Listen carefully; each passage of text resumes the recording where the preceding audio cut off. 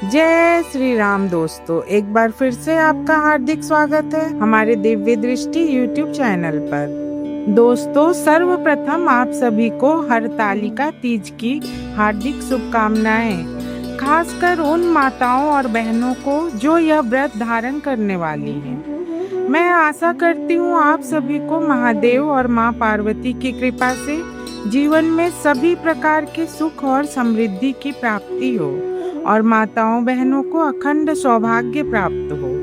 दोस्तों, भाद्रपद मास की शुक्ल पक्ष की तृतीया तिथि को हरतालिका तीज का व्रत रखा जाता है। हरतालिका तीज का नाम दो शब्दों से बना है, हर और तालिका।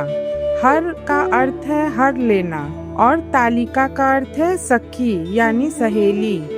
दोस्तों, कथा के अनुसार जब माता पार्वती के पिता हिमवान उनका विवाह भगवान विष्णु से करना चाहते थे, तब पार्वती जी अपनी सहेलियों को यह बात बताती हैं। उनकी सखियां पार्वती जी का दुख देखकर उन्हें चुपचाप हर लेती हैं और उन्हें घने जंगल में ले जाती हैं और वहां ले जाकर शिव जी को पाने के लिए कठोर तपस्या करने के लिए प्रेरित करती हैं।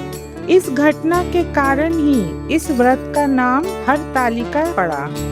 इस दिन सुहागन स्त्रियां अखंड सौभाग्य की प्राप्ति के लिए और कुंवारी कन्याएं अच्छे वर के प्राप्ति के लिए निर्जला व्रत कर मां पार्वती और भगवान शिव जी की पूजा करती हैं और पूजा के उपरांत हरतालिका व्रत के कथा का श्रवण करती हैं। तो दोस्तों, इस वीडियो में मैं आपको संपूर्ण हरतालिका तीज की व्रत कथा सुनाऊंगी।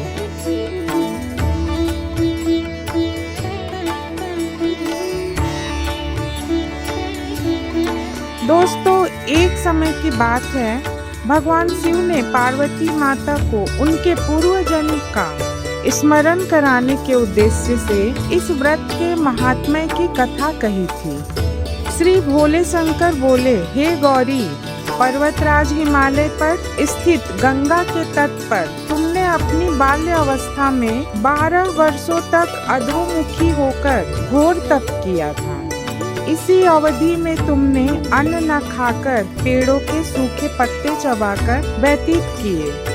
माघ की विकराल शीतलता में तुमने निरंतर जल में प्रवेश करके तपस्या किया और वैशाख की जला देने वाली गर्मी में तुमने पंचाग्नि से अपने शरीर को तपाया।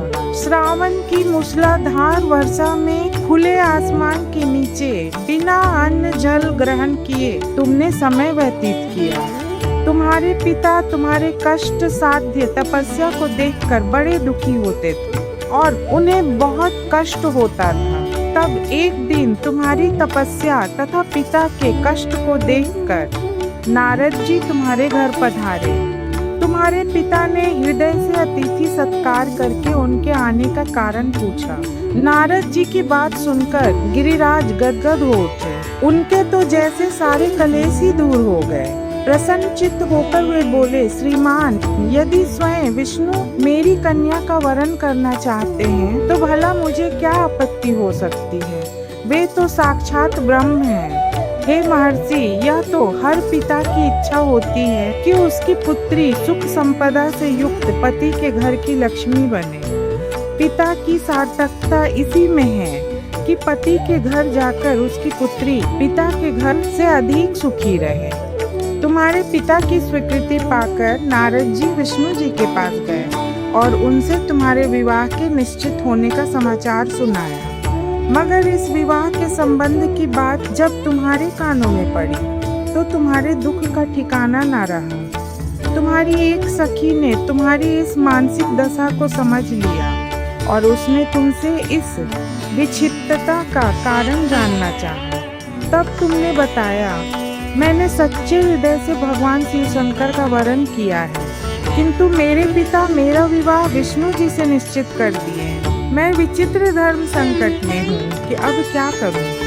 प्राण छोड़ देने के अतिरिक्त अब कोई उपाय शेष नहीं बचा है। तुम्हारी सखी बहुत ही समझदार और सूझबूझ वाली थी। उसने कहा, सखी, प्राण त्यागने का इसमें कोई कारण नहीं है। संकट के मौके पर धैर्य से काम लेना चाहिए। नारी के जीवन की सार्थकता इसी में है कि पति रूप में हृदय से जिसे एक बार स्वीकार कर लिया, जीवन पर्यंत उसी से निर्वाह करे।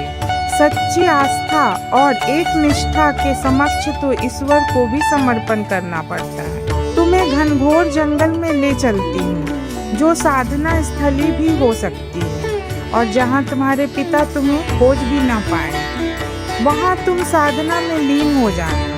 मुझे विश्वास है कि ईश्वर अवश्य ही तुम्हारी सहायता करेंगे। तुमने ऐसा ही किया था। तुम्हारे पिता तुम्हें घर पर न पाकर बड़े दुखी तथा चिंतित हुए। वे सोचने लगे कि तुम जाने कहाँ चली गई। मैं विष्णु जी से उनका विवाह करने का प्रण कर चुका हूँ। यदि भगवान विष्णु बारात लेकर आ गए और कन्या घर पर ना हुई तो बड़ा अपमान होगा। मैं तो कहीं मुंह दिखाने के योग्य भी नहीं रहूँगा। यह सोचकर गिरिराज ने जोर शोर से तुम्हारी खोज शुरू कर दी। इधर तुम्हारी खोज होती रही, उधर तुम अपनी सखी के साथ नदी के तट पर एक गुफा में मेरी आराधना में लीन थी। भाद्रपद शुक्ल तृतीया को हस्त नक्षत्र था। उस दिन तुमने रेत की शिवलिंग का निर्माण करके व्रत किया। रात भर मेरी स्तुति के गीत गाकर जागी।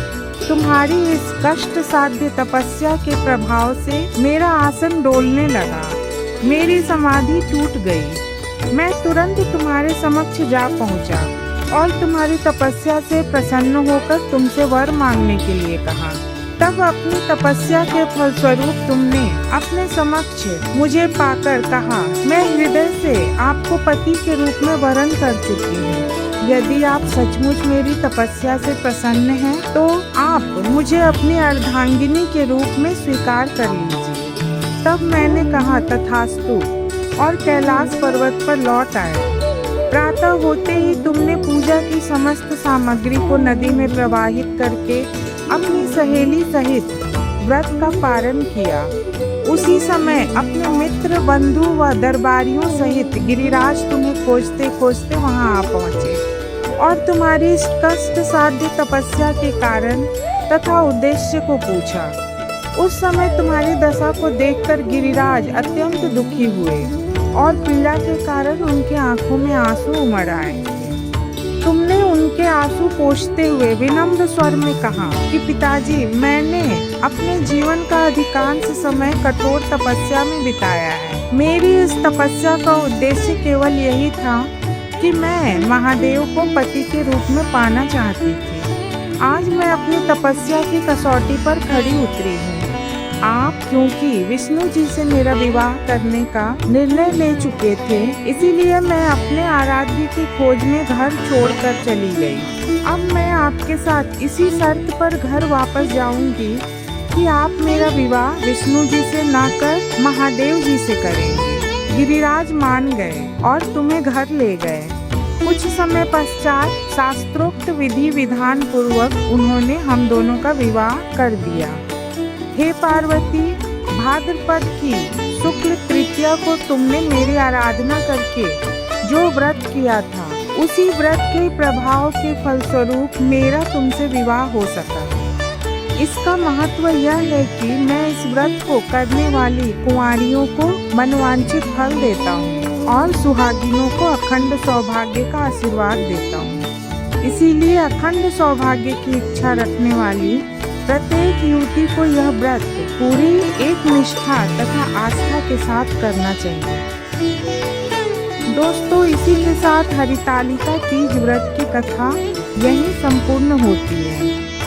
आशा करती हूँ आपको यह वीडियो पसंद आई होगी। अगर यह वीडियो आपको अच्छी लगी हो तो इसे अपने दोस्तों एवं परिवार के सदस्यों के साथ शेयर जरूर करें। वीडियो को लाइक और हमारे दिव्य दृष्टि चैनल को सब्सक्राइब जरूर करें। आज के लिए बस इतना ही। फिर मिलूंगी एक नए वीडियो के साथ। तब तक के लिए जय श्री राम, जय भोलेनाथ।